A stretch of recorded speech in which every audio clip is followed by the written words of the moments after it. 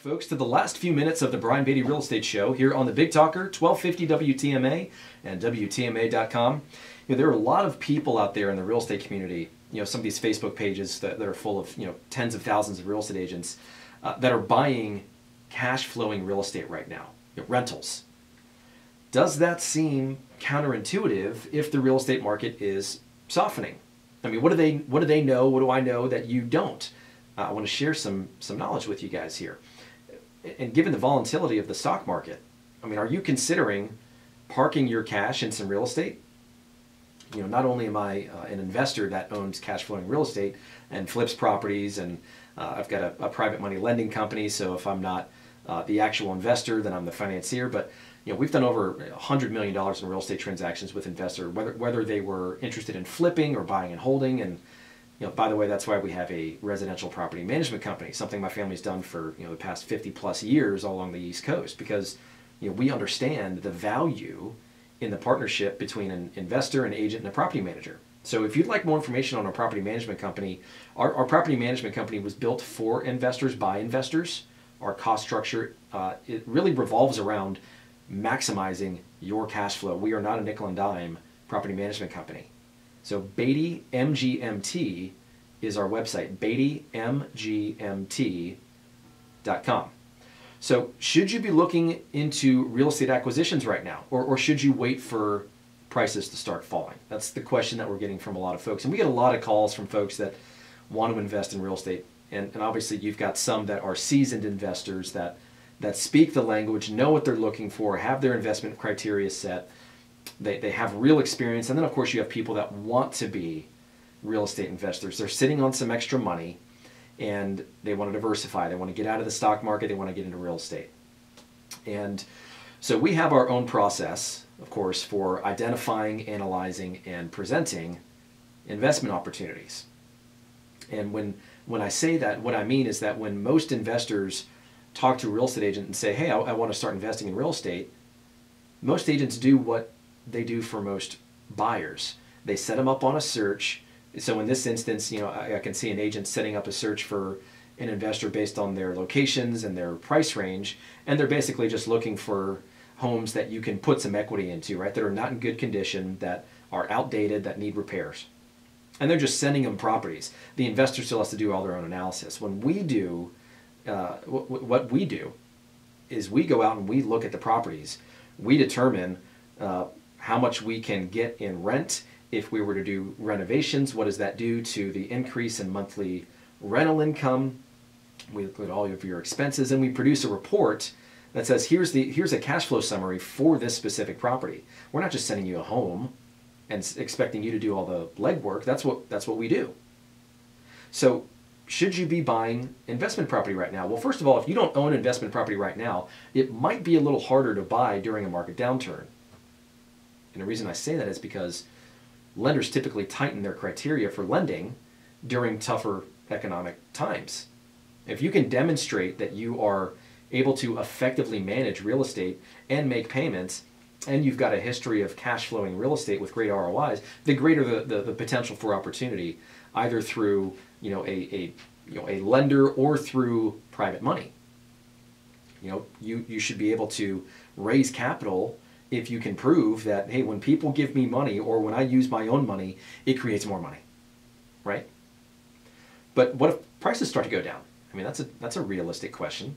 You're buying for cash flow. Rents usually remain fairly stable in a downturn, and 35% of households, by the way, live in rental properties. People that buy homes that break even and then gamble on the appreciation are making a very speculative purchase, I think, rather than a sound long-term investment. It's paid off pretty well for the folks over the past 2 years, but it's a riskier strategy.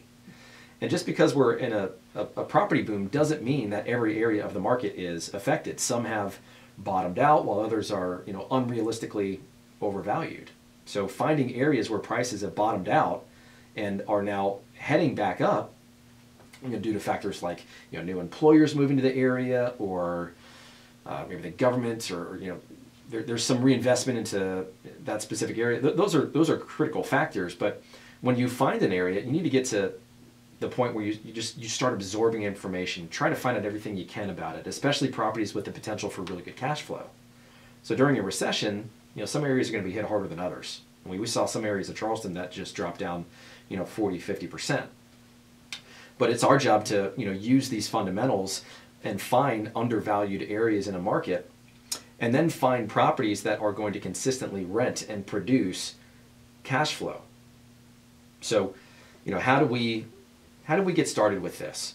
How do we, if we're interested in investing in real estate, what's the first step?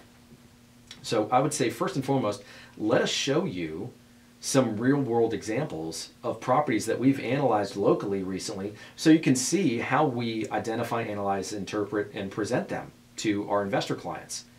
And again, we don't just send a property link, we send you a cash flow summary that details all kinds of things. Your net operating income, your capitalization rate, your monthly net cash flow, your total cash out of pocket, the cash on cash return, your after-tax cash return, which is a really important one.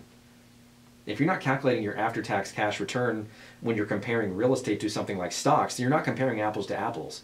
You need to be looking at, if I have X amount of money and I put it here versus there, what is my anticipated return after all is said and done?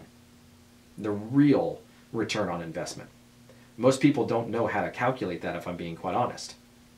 So the reality is there are plenty of opportunities out there for cash flowing real estate.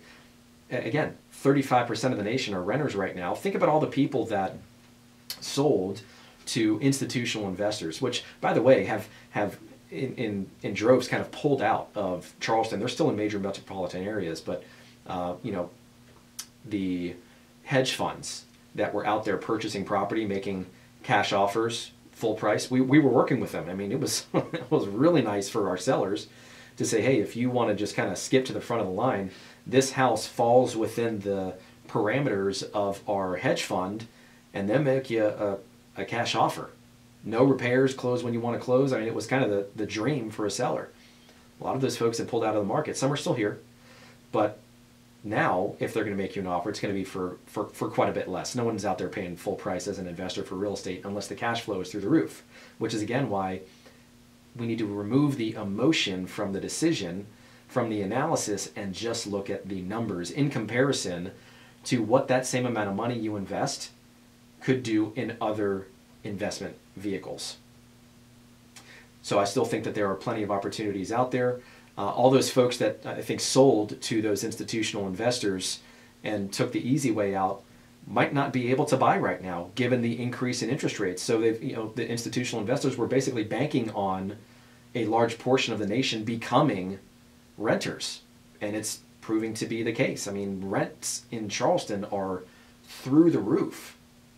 So if you want to get started investing in real estate, maybe you're a seasoned investor right now. We have a property management company. We can help you maintain your property, manage your property, maximize your cash flow, all of the above.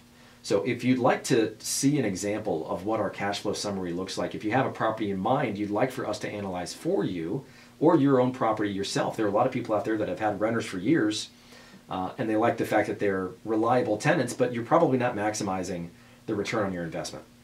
So if you'd like for that kind of information, then feel free to give me a call or text me, 843-800-0065.